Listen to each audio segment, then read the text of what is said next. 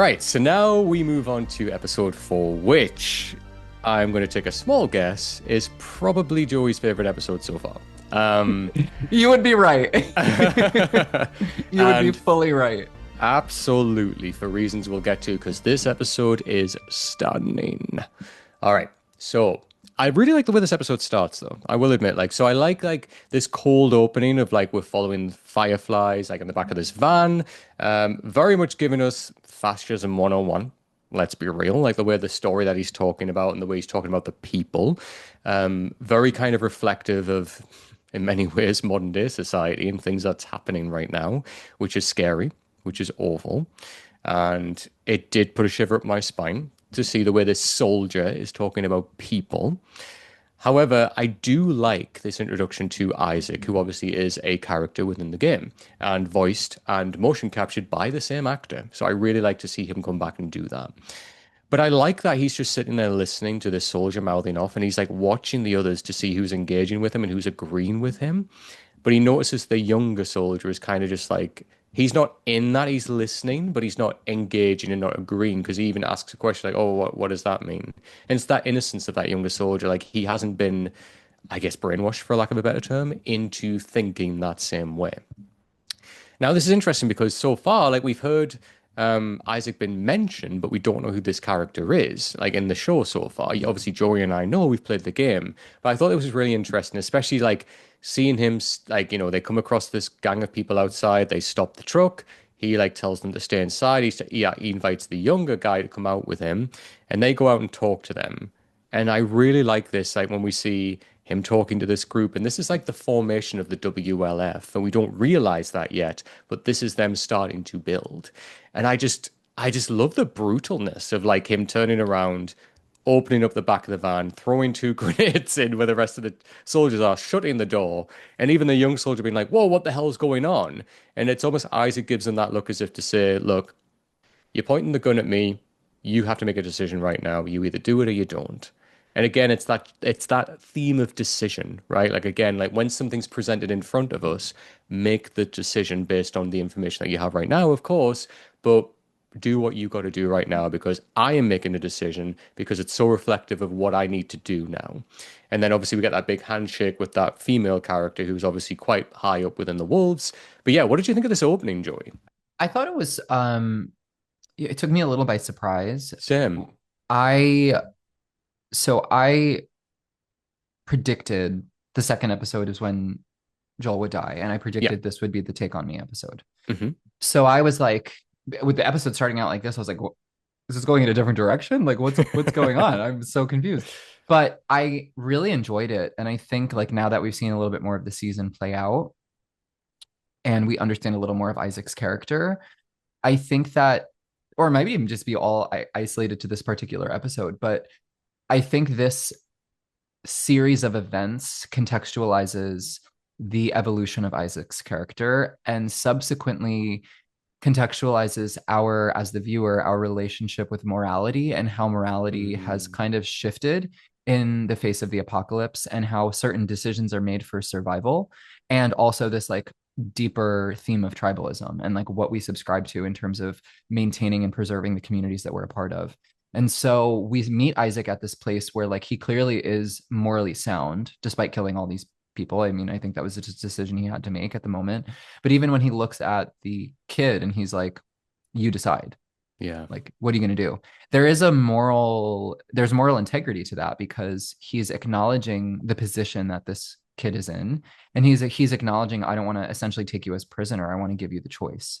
And that I think just contextualizes where Isaac is now in time. It contextualizes how he gets here and also how the kid is as well. And so it Hmm. kind of just like brings a lot of I don't know, objectivity to this story of morality, preservation, tribalism, etc. Yeah, I agree. And also what's interesting is coming back to that sense of choice, but also it's who the people are that we choose to put our belief in. And I think that's really interesting when we see that on a larger scale with people like the Seraphites, when there's a large group of people following this one, mother character, so Yeah. to speak. And we see this young soldier where at the moment here he is making a choice. Like, what the hell are you doing? You're destroying everything that I've known. when we see him later on, and obviously there's that scene when Isaac is torturing the Seraphite, and that kid, the same kid, is outside, and he just turns and kind of like looks and smiles and says he knows what he's doing, he deserves it. Yeah. He is following the beliefs of Isaac here. So He drank he's the been Kool-Aid. he drank the Kool-Aid. Exactly. He drank the Kool-Aid. Great expression. I love that. So it's just interesting that, it's another kind of theme that we're exploring here, but it's another example of that theme that we've seen so many times. But I really like it. I thought it was a cool opening. Yeah. And a good introduction for Isaac as well, who's quite an integral And it character. breaks the pacing of the show a little bit, which I thought was nice. Yeah, absolutely. Because, we're fully expecting like, right, we're gonna catch up with Ellie and Dean and let's go, oh, where are we right now? What time is this? When is this happening? Yeah. So I thought it was really The interesting Last to of Us is really good at that. Like even when you flash back to like the first season when there's the opening scene, which was like the TV show yes, moment, and then you had the yes. other scene where the infectious or expert on fungi when she like Mm, I think it might have been the beginning of episode 2 where she from like Jakarta, yeah. yeah.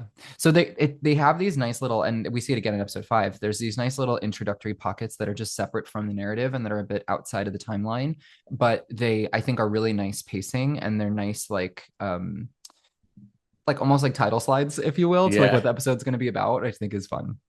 Yeah, and I agree. And I think it's a really interesting way.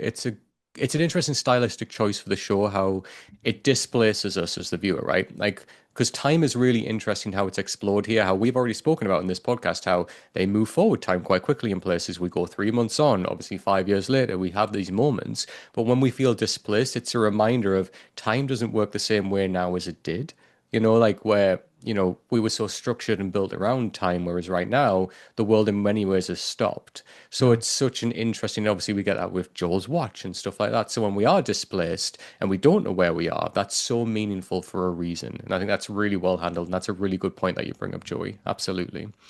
But then we do catch up with Ellie and Dina, who are searching through a Weston's pharmacy, which is the same pharmacy from the game, which I did love that little detail. Honestly, the props team and like the design team are really knocking it out of the park. Love that. Leaning on to what Joe and I were just talking about with Dina vomiting earlier, I love this so much. So, like, we see Dina rummaging through, like, looking at different products. Apparently, the products and, like, the displays match exactly how the products looked in 2003. So, props to the team, to the props team, for doing Amazing. so well with that. That's incredible to handle that like that. But then she finds some I wouldn't pregnancy. know. I wasn't born yet. I know, I'm right? just kidding. I'm just kidding. Yeah, I mean, I've got no choice to kid, but yeah. So like, even yeah, she comes across the pregnancy tests, and I love this. I love that, like, there's that scene where like Ellie's outside waiting for her, and she's like, I'm almost out, almost done. Like, pees on 5 pregnancy tests just to make sure. But yeah, we're obviously getting these small hints towards like, oh, the vomiting, we get it, and then when we see her Yeah. vomit later on in this episode, we're like, oh, Mhm. this is all starting to fall into place. So I really do love this, and Yeah. as well talking about time, obviously 2003 is a big moment to kind of hold on to because they obviously come across Capitol Hill. Now, for those of you that don't know, in Seattle, Capitol Hill, that's like the main kind of, that's the big like gay scene and area of Seattle. So it's really interesting that 2003 was a very different time in terms of gay rights, in terms of like, understanding how we are now in terms of what that rainbow symbol means now was very different back then. So like even them like seeing the rainbow flag on the wall and the big heart and like them naively just saying like, oh, I wonder what the rainbow flag means. And it's so interesting how far we've come as like that's a measure of time. And like reflectively, we can look at that and think, oh yeah, how far we have come as a society in some ways more than others in terms of that representation. But at the same time, as we spoke about time earlier, how certain things are just stuck and they haven't evolved. And the great thing is that we have a queer relationship building between these two characters whilst literally riding into Capitol Hill. And I just thought the symbology there of this scene was really important for that and really well done. Yeah, it's sweet. I think in the game there's even a cut scene of like a bookstore, and Yes. there's these like romantic LGBTQ romantic stories, and there's like a display case for them in the middle of the store, and they're like looking through them and they're like, what is this? And it's kind of like planting the seed of that kind of like queer relationship unfolding, and Hmm. it's just cute. It's cute how that was explored. I don't know if that like what is the rainbow quote Hmm. exists in the game. I don't remember I'm not that. sure either. But I think it was really funny, and I think it was like such a it was just kind of a comical break. Yeah. uh I thought it was really nice, and I love the when they get to Seattle, like in the game Seattle, like the entry point of Seattle is such an impactful like visual for Yeah. me. Hmm. So I really enjoyed the way it looked and the way that it felt in this part. I thought it was really strong in the show. No, definitely. Like that's one of the main kind of like when the game really opens up because like the way you get to explore Seattle in the game's beautiful when you're riding around on the horse with Dina and like you can nip into the different shops. So, just that the way the game changes, like the gameplay completely changes from like where you're so narrow, like with where you're playing as Abby and it's like one kind of direction you're traveling in, and then you're in Jackson and like it just completely opens up and I really love it for that. Yeah. I do like this next little scene. It's like hinting towards like Ellie's interest in space, how like when she finds the tank and opens it up, and like the way like the lid smacks down makes this loud noise, and they're like, "Oh shit!" and like straight away guns out. Everything good? Okay, everything's good. And like Ellie looks in and sees like there's three bodies in there, and kind of mentions about the Apollo 1 mission and how like the astronauts burned inside of the capsule, and like it's giving these little seeds of like Ellie's interest, which we've seen all the way through a little bit of like her interest in space, and as Joey said earlier on, beautifully, her interest in like that's futuristic versus like the past of like dinosaurs that we see in the dinosaur like symbols throughout the show. But I did like that. It's always just hinting back to that. And like even in season one, when like the first time she was in a car and she says, "Oh, it's like a spaceship," like these little moments of hinting towards that Ellie does love this thing about space. She has such an interest, which will pay off in a flashback scene that we'll get later on. But Yeah. yes, they obviously do see the big WLF sign on the satellite. I love like again this is the difference between Ellie and Dina, where like Ellie's like, "All right, there they are, let's go," and Dina's like, "Hold on a goddamn second.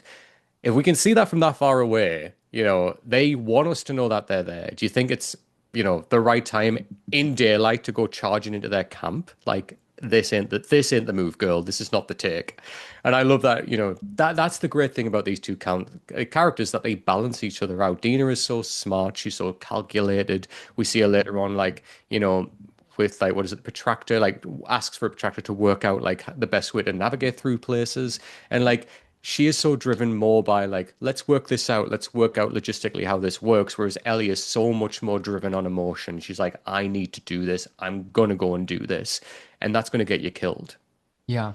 We see it in episode one Hmm. when it's kind of the introductory scene of them killing the clickers, and Mm, they're kind of like mouthing to each other what the plan is. And before they run into the building, Dina stops Ellie and is like, "No, we have to listen to how many there are." We see in later in this episode, Dina's the one that's listening to how many clickers are present, or how many infected are present.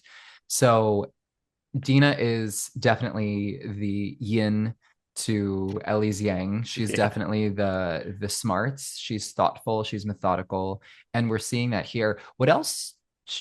Something else that struck me about this scene was that they said this is the first time I've ever seen a tank, and I Mm, thought that really puts into context how naive that these two are to the world. Because yeah. when we're playing the game, I think we take that for granted because it's a game, and there is again that suspension of disbelief, because when you're playing a game you could die as many times as you want, you're going to come back. But in a show, when it's more human, that doesn't exist. And so contextualizing the kind of green nature of these two in the world is it's interesting, because you would think that they're so established and that they're so accomplished in the world. But Mm, in episode one, when Ellie's ready to run into, when the two of them are ready to go ahead of the pack and like explore, that need and desire for exploration comes from a place of youth. It comes from a yeah. place of not necessarily fully perceiving the threat, because it's fun, right? There's Hmm. something fun about it. Yeah. So now we're kind of seeing, like, this is the first time I saw a tank that stood out to me. I was like, oh, like they're new to this, Hmm. and now Yeah. they're about to face an army.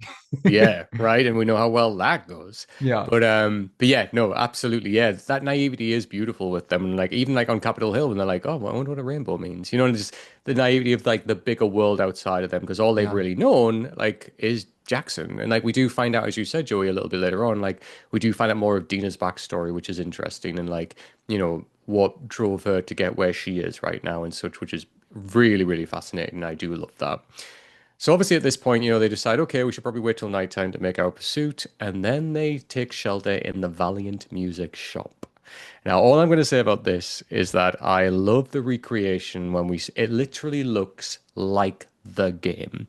From like, the drum set being on stage to like the layout of the posters, the vinyls, just all of this. And right now, Joey, I'm going to let you talk about this as much as you want because this Yeah. is your baby. So, this is one of my favorite scenes in anything, period. When playing the game, for those who are unfamiliar, this is a cutscene that you can pass over.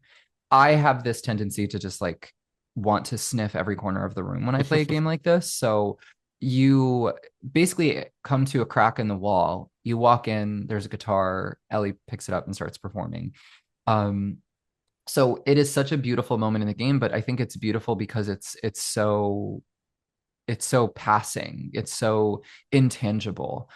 Um, but watching it play out in the show was stunning. I mean, I think the only difference is Ellie goes upstairs to find the guitar, and I don't think that she goes upstairs to find the guitar in the game. I think it's just like a Mm, little room next door. I think it's the only difference.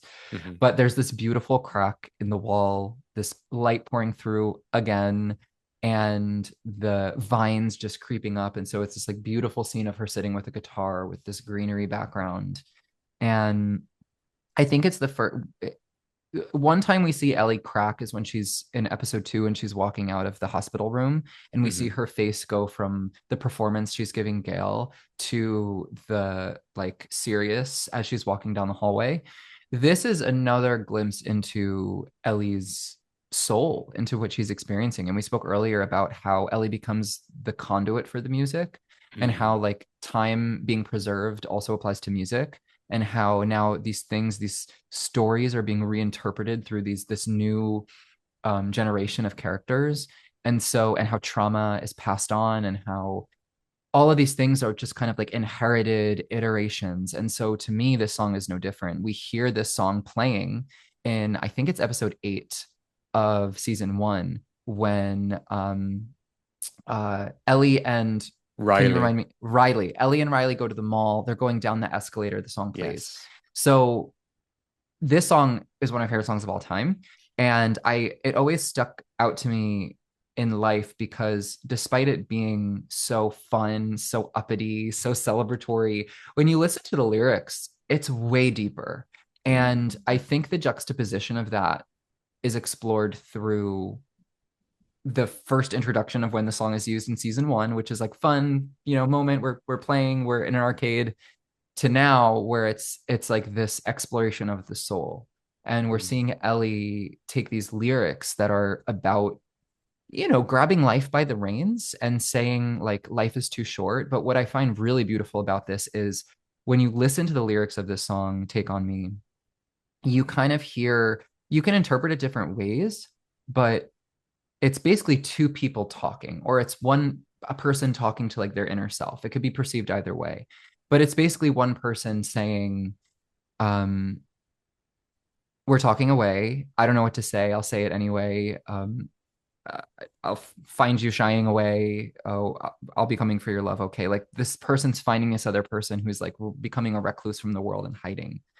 And it's basically this moment of like two parts of self talking, or like an adult figure talking to a child figure, or like a loved one Mm. talking to another loved one.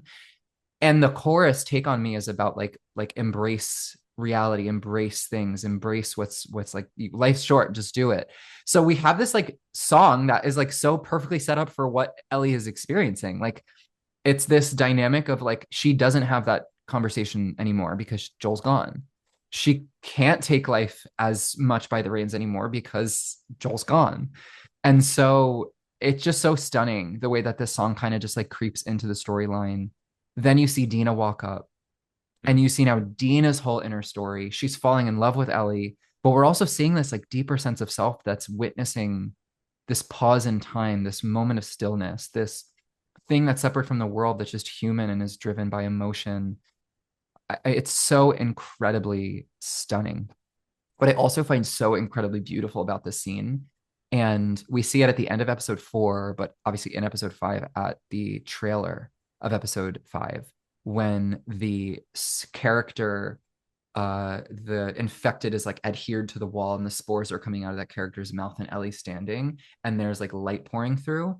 It's kind of mirroring the way Dina and Ellie are sitting next to each other. And I find it really compelling. And I don't know if there's like a deeper metaphor to it, but it's like a pretty stark, consistent visual. So I don't know. There's just a lot going on in the scene. It's gorge. And the little details of her like taking the guitar out of the case and like kissing the beads that keep it Yeah. preserved, just to like plant the seed that like otherwise this would be molded, but it's not. Um, yeah, I don't know. So freaking good. Do you have No. anything to share about it? I mean, you said everything that I would say, to be honest, Joey. Like, beautifully articulated there. Yeah, it's wonderful. And thank you for the deeper meaning of the song as well. It's a song that, I've always known on like the level of like, it's that 80s catchy tune. And like my mum used to play it quite often, and the music video is incredible. But yes, when you really dive into it more, it does make a lot more sense. And it's really well chosen for this show. And I think as well, like just, all that I would add really is that I like, as you pointed out beautifully, that it does appear in season one, like that episode of Riley. And it is almost like, we hear this song whenever Ellie thinks of the kind of loves of her life. So like the people that she's grown emotion for, right? So like she did have that with Riley in like obviously the first season before, unfortunately Riley was bitten. And then like now she's literally playing this song to this new person that is the love of her life, like really is. And I do love that again, it kind of bleeds back into what I was saying before of like, we don't get live music anymore. Like we don't get new songs coming out. So like the fact that Ellie is sitting playing a guitar, playing Take On Me, this beautiful song, this beautiful rendition of the song. Dina has no other choice but to sit and just look at her and be blown away by that. Yes, because she's fallen in love, but also because we don't get live music like this anymore. Yeah. And like to be like, swept off your feet like that by the person that you really are falling in love with, playing this song to you is such a character moment. It's such a Yeah. beautiful moment. It's captured so well. It's And so yeah, stunning. I'm so pleased they captured it this well in the show. And it's interesting because Riley is a love interest for Ellie. And the song, the first time we hear it is when Ellie is like in a romantic dynamic with someone. And now obviously she's thinking about the love of her life being Joel to some extent, like this Hmm. father figure. But she's also like, I imagine you're saying is that she's kind of developing this relationship with Dina. And so the song Yes. comes back at this moment when there's this like new relationship, but like Ellie is a totally different human. Like the Yeah. innocence is gone. Um, and if I could say one more thing, my band King Mm. Vagabond covered "Take on Me." We just released it less than a month ago, and it is almost at 500,000 streams. So on Spotify, it like blew up on TikTok, and I did it to coincide with the release of this show because I knew that the scene was coming, and I love the show so much. I love the song so much. So when you're done listening to this podcast episode, or when you're done watching this YouTube video, please search King Vagabond, Take on Me, and go stream. Okay, thanks. Bye. Yes. Do it because it's a beautiful rendition, honestly. Thank you. Genuinely, stunningly beautiful. King Vagabond, obviously Joey and Nico knocked it out of the park, genuinely. It's such an interesting rendition as well in your take on the song, and you sell the purpose of the song wonderfully. You tell the narrative of the song fantastically, and Thank you. genuinely, it's stunning. So yeah, I'm not Thank just saying this you. because Joey's here. I sent it to my parents to listen to because they love that song. They genuinely loved it, but they're fans of Joey and Corvix anyway. But they really, really, really think that you made that special, and you did. So yeah, Thank well you. done. Honestly, I feel that way about The Last of Us. I feel that way about Ashley Johnson. And I will say that experiencing that scene did change the way I perceive the song to an extent. And so hmm my embodiment of the song and how I interpreted it was definitely an extension of experiencing this scene inside the game. hmm So when we created it, we hadn't seen the show yet. So obviously this is bringing new life to it. yeah. Nevertheless, this is stunning, and yeah, love this so much. Yeah, and honestly, hats off. Go and check it out. Go and stream it immediately and then stream it again. Share it with all your friends and family because it's worth it. Thank you. But I do like that, we have this beautiful character moment, this beautiful moment, which is filmed so well between these characters. And then the contrast of going to Isaac torturing a Seraphite is just the Wild. complete opposite of what we've Yeah. just experienced. And like, this is kind of, again, it's emphasizing that brutality of like, whereas, the WLF may have started off with like really good intentions, how anyone can be corrupt in a corrupt world. So, like, going here where we've seen this Seraphite being tortured brutally. We see the young soldier outside who's kind of like, yeah, he deserves it. And again, that influence that he's taken from being part of this group now. And like, even just like after all of this, when like he's trying to question the Seraphite, he's not giving him anything. And then like when the Seraphite just holds his hand out at the end and it's like, keep going. That's such a strong moment as well because, you can torture me as much as you want, but it doesn't matter. I'm not going to say anything. My body almost doesn't belong to me now. Like, you're not going to get anything from me, which is obviously why Isaac shoots him. It's such a dark scene comparatively to what we've just had. There's such light and grace and like elevated scene. But I do like it. It's a good scene to highlight, the extent of how far Isaac's going to go and how not necessarily his fall from grace, but just like the change of that character and like, reminding us that we can have these beautiful pockets of beautiful moments in this world. But again, this is a very dangerous and very harsh and very dark world. Do not forget that. And the show does that quite well. Yeah, and it's setting up large threats. Yeah. Isaac is a threat. Yeah. The WLF, the Wolves, are a threat, but also the Seraphites are a threat because we see their Mhm. level of commitment and belief and faith, and that can be extremely threatening and Oh, very yeah. scary. So we're seeing these two really large forces that we're seeing these two examples of these large forces that are we know that Ellie and Dina are going to be encountering both the Seraphites and the Wolves. And so we're seeing examples of them, and these examples are kind of scary. Mhm. The fact that the Seraphite, though maybe scared, is not backing down to Isaac is threatening. I Yeah. also will say the acting in this scene was so good. The Seraphite, chef's kiss, the Hmm. interpretation of the Seraphite, it was so. I just feel like a role like this could easily become caricaturistic. Yeah. It can easily become like cliche and corny. And I thought it was done so artfully and so beautifully. And the way that like the even like the makeup looked, it just Hmm. everything was just like very, very, very believable. Hmm. Yeah. No, 100%. You could feel the impact of everything in this scene. It was Yeah. handled so, so well. Speaking of impact, when we follow back with Dina and Ellie, and like we see the result and how dangerous the Seraphites can be.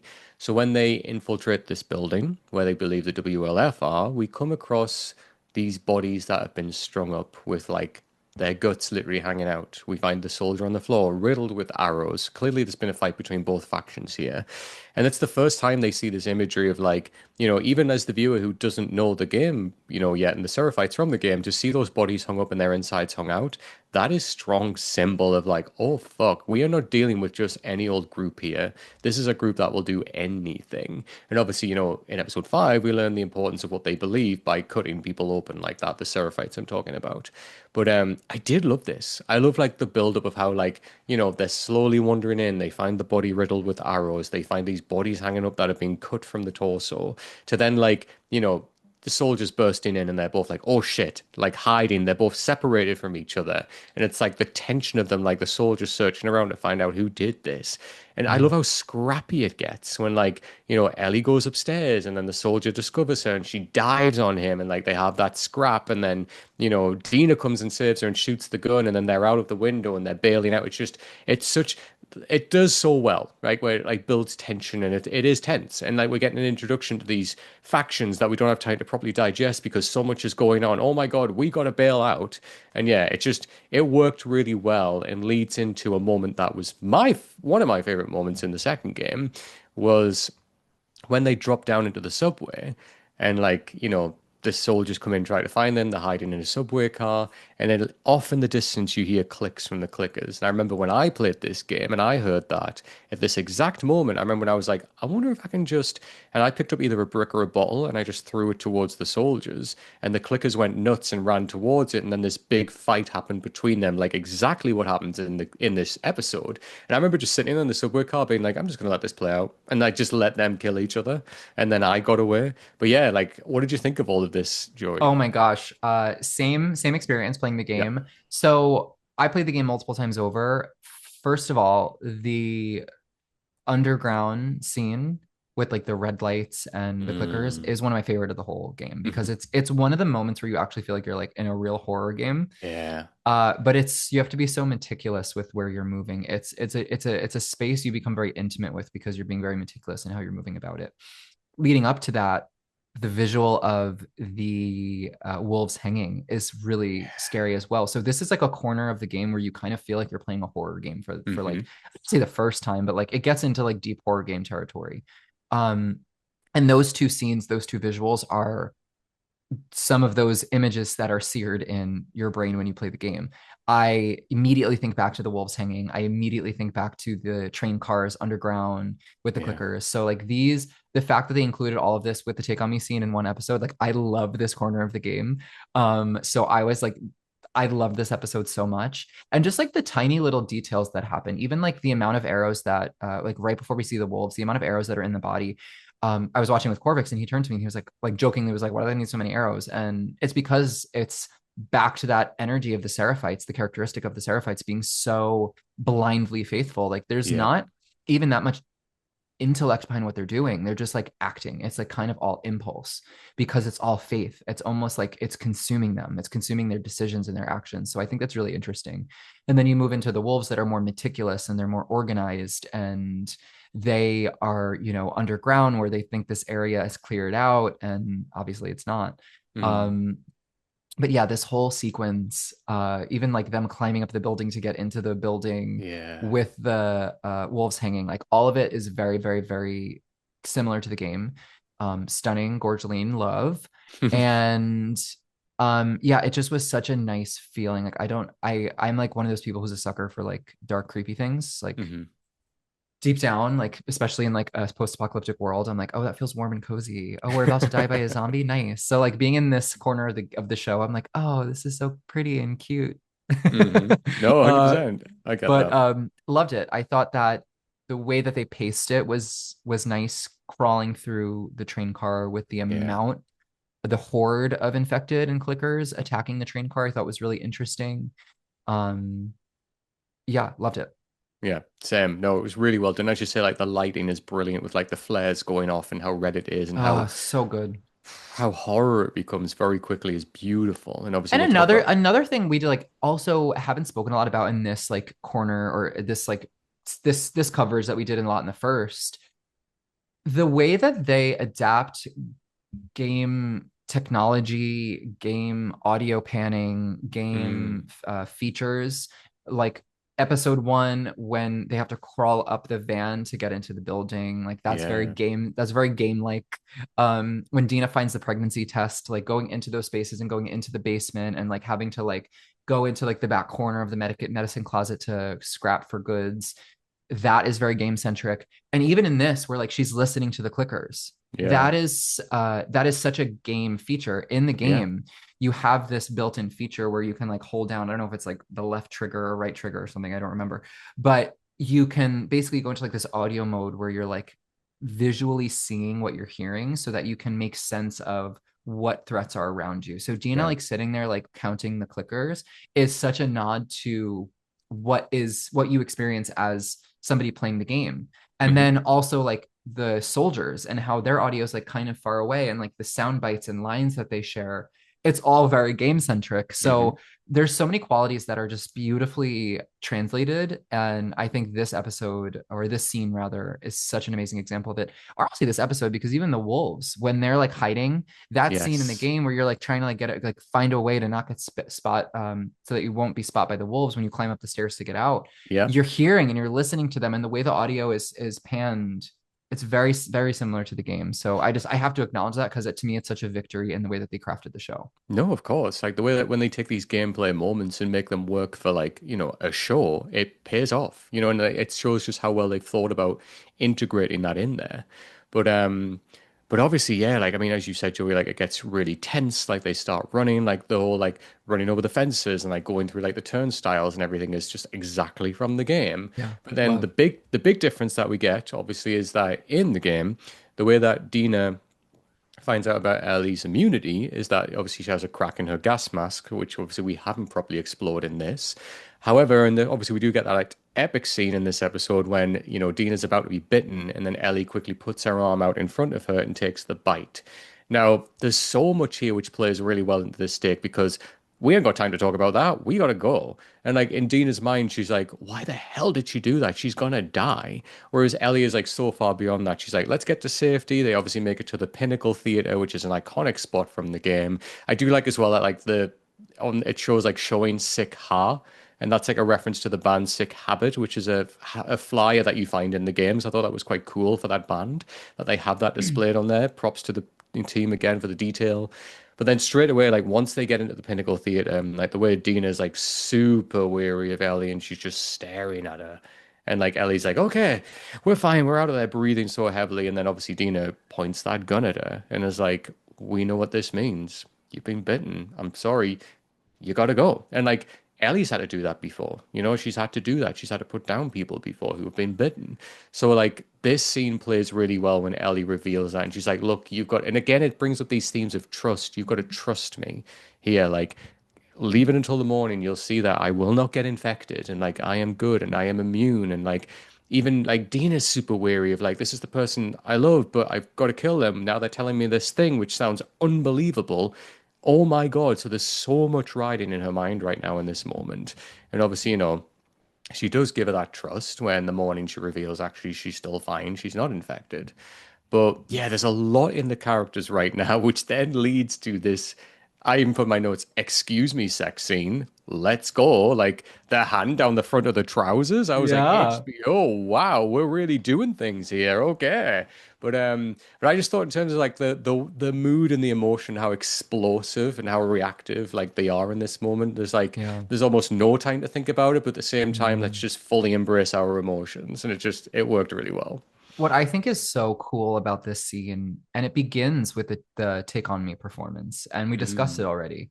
Riley and Ellie experience or hear the song rather plays Take On Me when they're going Mhm. down the escalator, right? It's the Yes. beginning of their journey in that episode, like probably at a similar timestamp. And I would bet I would be interested to see if it aligned in terms of timestamping, Hmm. in terms of like where it lands in the episode. And then you have this moment where they're together, this love interest of Ellie. So we see Ellie and Riley kind of live out a similar story Hmm. trajectory as Dina and Ellie, where they're together, their love interests, one of them gets bit, Hmm. and they have to wait together. Riley and Ellie decide to sit and Mm. wait for each other to turn. Yeah. And roles become reversed in a sense where Dina's waiting for Ellie to turn, but obviously she doesn't. So I find it to be so interesting in that part of that like ravenous sexual tenacity and energy is almost to me like a culmination too of like Ellie finally being able to experience that thing she wasn't able to experience with Riley, or that thing she hasn't been able to experience in her life, which is that genuine connection with someone at that level. Mm. And then interpreting that into like a sexual relationship. Hmm. So I think there's so many, again, so many mirrors here. And actually another beautiful mirror. I don't know if this is something that's just coming to me. I hope I'm correct in remembering this, but I didn't know that Sick Habit was a band reference, Hmm. but it made me think back to poster references. And if you think back to some of the posters we see in the mall, I think there's like the Wolfman movie. And then there's like the Yes. wolf scene that they're putting on. And now The I'm like, mask. is this just like a call to the wolves that come in the second game and like this threat of Mm. the wolf? Um, Mm. I didn't think about that until now, but I thought poster, and now I was seeing like a werewolf, and Yeah. so Yeah. yeah, I don't know, it may be an interesting circle point. Mm. Yeah, that is interesting. I don't know if that's intentional, but it certainly seems like it's Honestly, symbolic. they're very intentional, so I wouldn't put it past Hmm. them. Definitely. But no, I loved like yeah, just how explosive all the emotions were here. And then obviously we get like the gentle calm in the morning, like when they've gotten it out of their system, which good for them. You know, talking about like the scar on Ellie's arm and like the tattoo and like the covering up of that. And, you know, there's a lot of like, you know, covering up identity, which I think is really interesting. That's kind of what that's exploring there of like leaning into that of like, you know, hiding one's identity of like covering that up. That was the thing that she couldn't talk about. Her, Joel, and Tommy made that pact of we shouldn't tell people about your immunity. And I thought that was really interesting. Plus, it's like it's an iconic tattoo of like Ellie's. Like we had to see it close up. Yeah. So I really did like that. And obviously, like, Dina's now fully in. She's fully seen everything about Ellie now. There's nothing else to hide here. Like, she knows that. And I really like that, where they're both kind of like just sharing themselves fully at this point. This is how we feel. This is how we see each other. But yeah, I really thought that was lovely. And Yeah, then, I think also like I just want to say Ellie yeah. looks so mask in this scene of them laying Yeah. together. And this is the first time I'm like, oh, Ellie is dad. And Hmm. and she says it too. And I think there is obviously like the masculine energy of Ellie comes forward, which I think is really nice, and how that kind of like becomes birthed in the for Yeah. me as a viewer. I'm seeing that come into focus most when she has this romantic relationship with Dina. But also again, a lot of the themes we're talking about is this like inheritance of trauma and like this parent-child dynamic, and we're kind of seeing Ellie mirror Joel in her habits, Hmm. and we're now having her say I'm going to be a dad, and so now we're seeing even Yeah. another overlap, which I think is Yeah. interesting. But yeah, Ellie is dad in this scene. She's definitely she's given dad Yes, vibes. for sure. Yeah, straight away when obviously Dina reveals the pregnancy, and I love this revealing of like things when they're just getting it all out together, and then like Ellie's reaction, as you said, is I'm gonna be a dad. I just brilliant, love it, Yeah, love it, love the delivery of that line as well. people had Um, issue with that too because of Ellie being a woman, and I'm like, y'all are not thinking enough. Like, you're not no, thinking into the storyline enough. But right, it goes beyond that. yeah, It just okay. it's way Um, more beyond gender performance. But anyway, Yeah, but you do you. yeah. We'll see how you feel at the end of the season with that. But yeah, and then obviously, I mean, just to wrap up to the end here, like obviously the radio goes off. They hear the mention of Nora, which is very important because that was one of the people that was there when Joel died.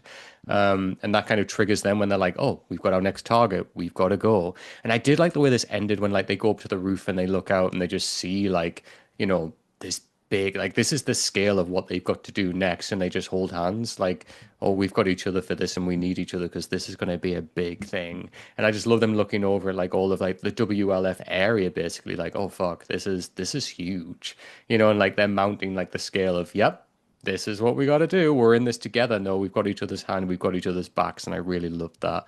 But I'm just going to say off the bat, Joey, this is a 10 out of 10. This is a 50 out of 10. Like, let's be real.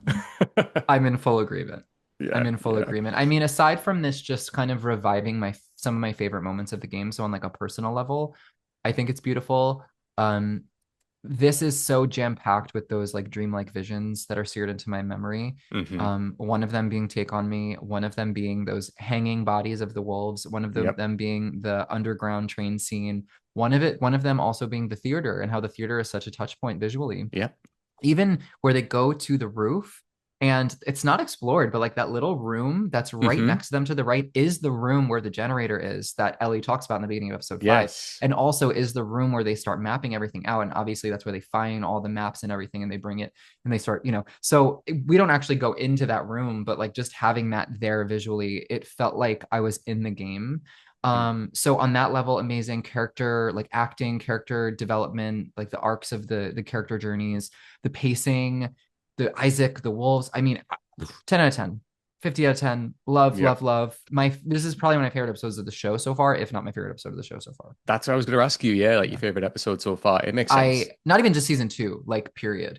Oh, This is as one of like of the top of my favorite episodes. When I think back to my favorite episodes of season one, I like this just as much. ooh, So it's like, yeah, hands down. I yeah, love this episode so much. yeah. And I'm pleased for you that it, Thank it you. delivered for you. Do you know what I mean? Yeah. Like I'm so happy because it needed to, and this is an iconic moment that they needed to get right, and they did, and I'm pleased they did. I mean, episode 3 of season 1 for me is still incredibly special. Like Yeah. that episode, and it's going to take a lot for me to really top Stunning. that. Stunningly beautiful. Yeah. Um, 3, 8, and this are probably my favorites of the show. I like it. I like Eight it. is being the mall scene. I think that's what I The mean. I them think it's all, episode yeah, 8. I Yeah, believe so so. It's good. seven over So at one good. of them, but yeah, yeah. I mean, I do still love episode 2. I do like I like a big Game of Thrones style battle sequence. I'm a sucker for it. But also I love the way that they handled the Joel moment, and I'm pleased that they got it right because Yeah. that could have fallen flat if they didn't. But in terms of beauty and just capturing exactly what this show is about, like episode 4, you can't really do it any better. You know, it nails it. It absolutely nails it. But yeah, so it's up there Yeah. for me. Definitely sits probably alongside episode 3. You know, it's just Chef's Kiss handles it so well. Well, Joey Dean, I want to say a big thank you for jumping on covering this with me. This has been super fun to go back through and walk through this territory again. And obviously, we will be back to discuss the remaining few episodes what we got because episode 5 alone, oh boy, we got some stuff to dive into there. But Yeah. yes, Joey, please let everybody know again where they can find you online and as well where they can stream everything. Yes, yes, yes. So my handles are at Joey Dean Official, but I'd be more thrilled if you followed my band, King Vagabond, on all social media. That is at the King Vagabond. And you can also find us on any streaming platform, Spotify, Apple Music, literally anywhere. Just type in King Vagabond, or you can go to our socials, click the link in our bio, and find our music there, including our brand new cover of Take On Me, which has been the gift that's giving and will keep on giving with how amazing it's been received. So if you're a fan of The Last of Us, you're going to like it. We also have all of our music videos on our YouTube channel, including the music video for Take On Me. So you can kind of embrace our fantasy world building aesthetic on top of, which might be a fun extension. If you're into The Last of Us, you're into gaming, you might vibe with King Vagabond. But yeah, find me there. Find me there. There you go. And please go and stream and go and listen to Take On Me. It is beautiful. I am not overselling this. Go and check it out. It's wonderful. But yes, if you want to follow the podcast on all social media, it is Last Week on Pod. So if you type that in, you'll find us on there. Remember that all of these episodes as well do appear on YouTube. So if you type in Last Week on Podcast on there, you'll see our wonderful faces. If you want to follow me personally, I am at Strawn87 on everything. Type that in, you'll see my face. But yeah, Joey, cheers again. Thank you so much for this. It's been so fun. And yeah, looking forward to the rest with you. Thank you so much for having me, Adam. Felt like no time passed. This is one of my favorite things on the planet. So to be able to like really sit with the episodes and go deep with you and with everyone who's watching and listening, thank you so much for watching and listening and hearing us and hearing me ramble on. I won't say you're rambling. I definitely ramble. But to allow me to explore this part of my life that I really, really appreciate and adore, it's really special. So thank you. No, of course, absolutely. It's my pleasure. All right, and until next time, very soon, guys, couple of weeks, we'll see you then. Bye.